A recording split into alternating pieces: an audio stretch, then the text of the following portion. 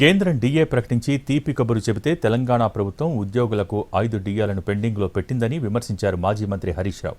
ఎన్నికలకు ముందు పెండింగ్లో ఉన్న డిఏలను అధికారంలోకి వచ్చిన వెంటనే ఇస్తామని హామీ ఇచ్చిన కాంగ్రెస్ ఇప్పుడు మరిన్ని డిఏలను పేరుకుపోయేలా చేసిందని ఆరోపించారు. ఉద్యోగులకు కేంద్ర ప్రభుత్వం 3% డిఏను మంజూరు చేసి తీపి కబురు చెప్పింది. కానీ మన రాష్ట్ర ప్రభుత్వం రేవంత్ రెడ్డి ప్రభుత్వం మాత్రం తెలంగాణ ఉద్యోగులకు చేదు ఫలితాలను మాత్రమే అందిస్తూ ఉంది. ఇలా రాష్ట్ర ప్రభుత్వ ఉద్యోగులకు 5 డిఏలు పెండింగ్లో ఉన్నాయి. ఆనాడు కాంగ్రెస్ పార్టీ ఎన్నికల ముందు ఏమన్నారు? పెండింగ్లో ఉన్న 2-3 డిఏలను తక్షణమే ఇస్తాము అని చెప్పారు.